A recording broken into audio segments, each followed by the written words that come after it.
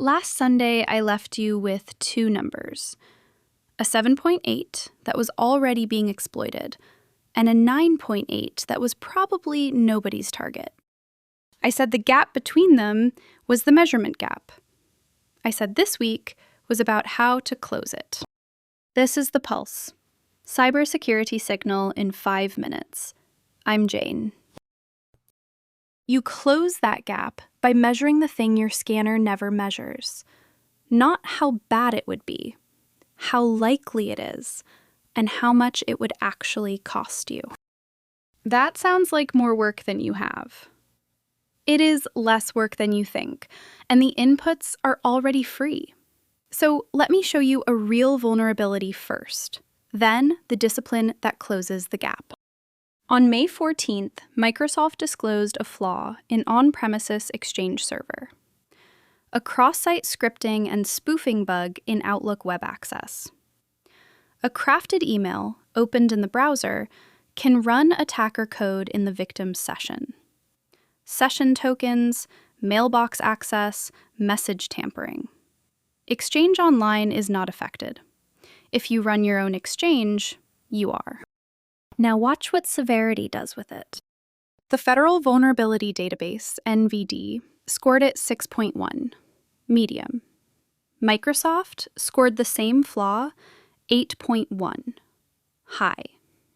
Same vulnerability, same week, two of the organizations most qualified to rate it, and they are nearly 2 points apart on a 10-point scale. That should bother you. We have not even gotten to probability yet, and the industry cannot agree on severity.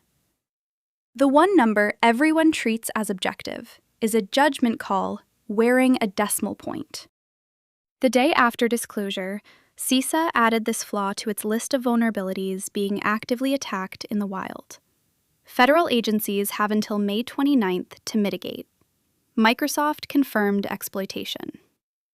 This is a true zero day, being used right now against real mailboxes.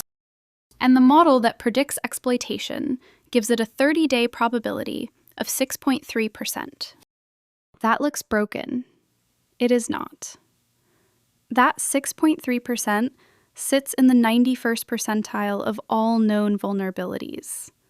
Most flaws score a fraction of a percent. In the universe of everything that could be exploited, this one is in the top 10th. 6% is not low. 6% is high, measured honestly against a population where almost nothing gets exploited at all. That number comes from EPSS, the Exploit Prediction Scoring System. It is built by the same group behind CVSS, and it answers the question CVSS was never built to answer. Not how bad, how likely. It is free, it refreshes daily, and almost nobody at your scale is using it. EPSS did not tell you to ignore this flaw.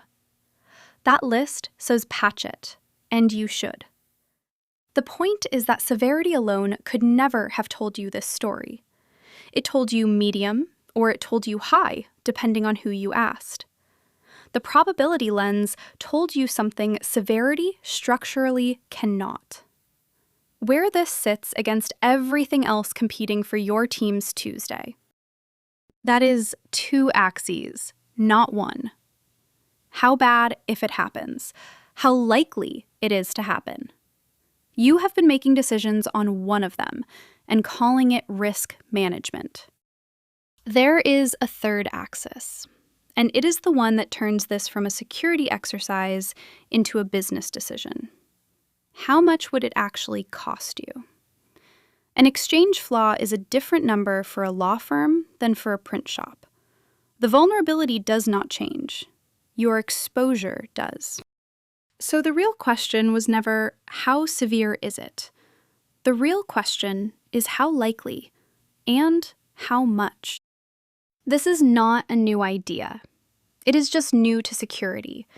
Insurance has priced how likely and how much for 300 years. Aviation, drug trials, climate models, every field that takes uncertainty seriously stopped sorting threats by how scary they sound and started measuring probability and consequence. Douglas Hubbard wrote the book on bringing that discipline to cybersecurity, and his core provocation is the part most leaders need to hear. You have more data than you think, you need less than you think, and the job is to reduce uncertainty, not eliminate it. You do not need a perfect model. You need a better question than what is the highest number on the screen. Severity is contested. We just watched two of the best in the world disagree by 2 points. Probability is free, public, and refreshed daily, and you are not consuming it. And the cost to your specific business is the one number nobody on a generic scanner can see, because it is yours. Most teams measure none of the three. They sort by the one number their scanner hands them and call it a program. Severity told you a story this week, and two experts told it two different ways. Probability told a truer one for free. The only number that was ever really yours is the one you have not measured yet. I'll leave you with one question. What is the dollar figure you would lose if your single most important system were breached this year? And if you cannot say it within 10%, what exactly is your team prioritizing against? Full edition with source links at signal.echocyber.io. I'm Jane. More signal, less noise.